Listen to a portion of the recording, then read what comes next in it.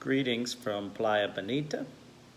Yesterday, we asked some questions about some airspaces, and today we'll discuss them.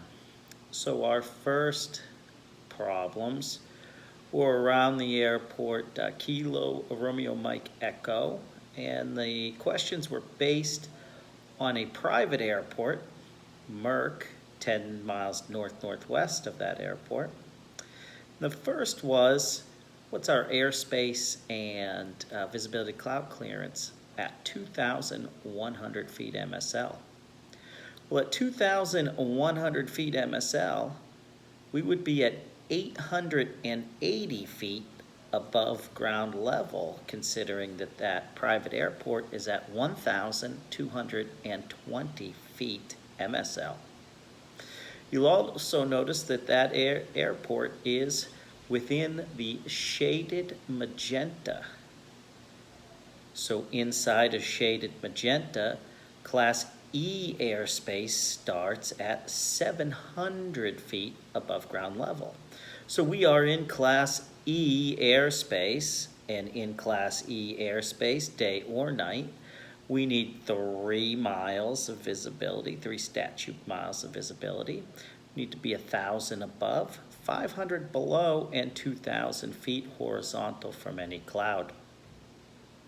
Then our next question was same airport, but 3,500 feet. Well, we are also in Class Echo airspace at 3,500 feet. There is a grayish number that says 30 and then has a slash in 100 over it.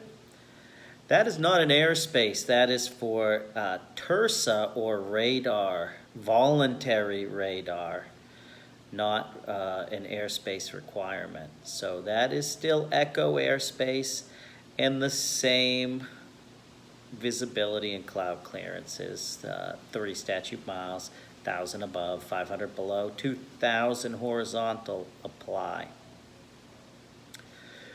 Then we went a little further south. We went down into Georgia, in the Jessup, Georgia area, and we asked at 720 feet MSL what airspace we were in. Well, we will see at 720 feet MSL, we would be at 613 feet AGL. The airport there is at 107 feet MSL. Also fuzzy magenta.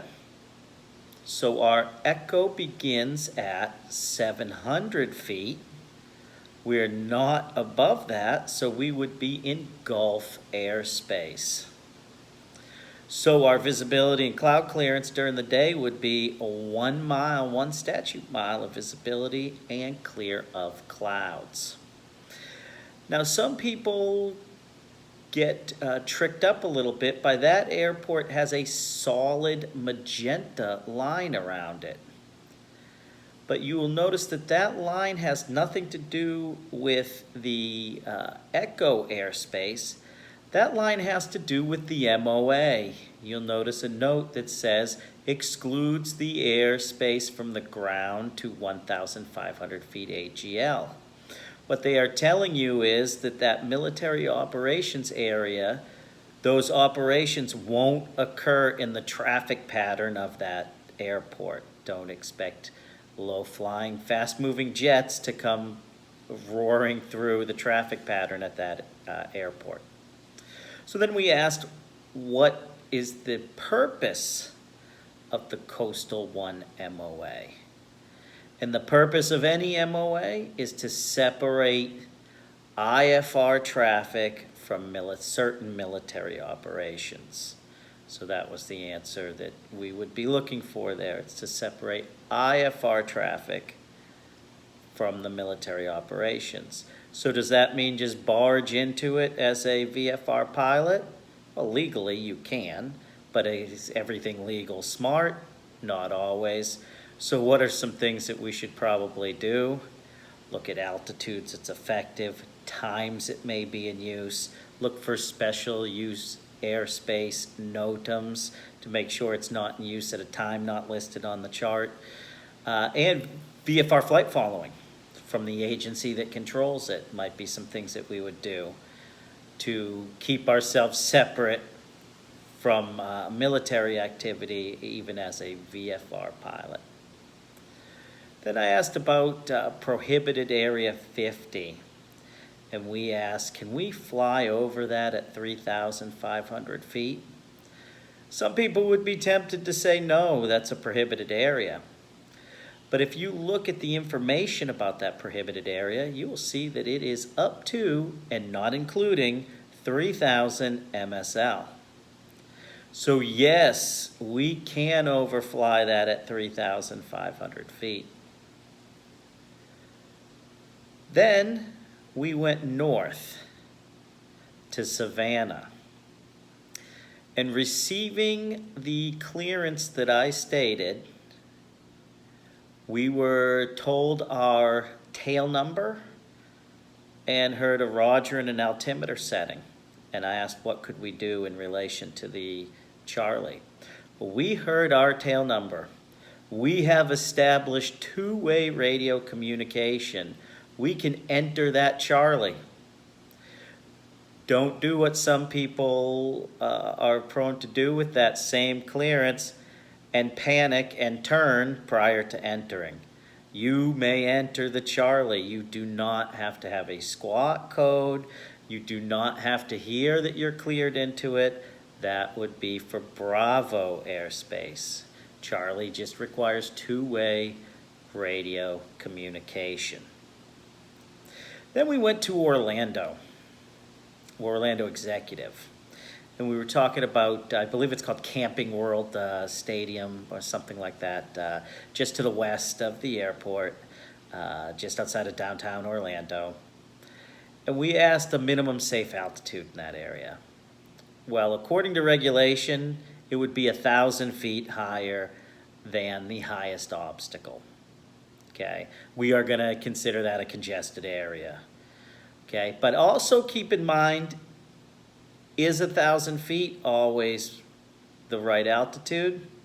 There's another part to that regulation that states that should the event of a power plant failure, we should be able to make an emergency landing without undue hazard to people and property on the ground. So in some cases, 1,000 feet may not be high enough. All right. Now, we wanted to start at the ground level and work our way up through the atmosphere for airspaces at the stadium. So when we first look at the stadium, we see it's within blue dashes. So it's in a Class D airspace at the surface. How high? Well, we see a bracket with a -16.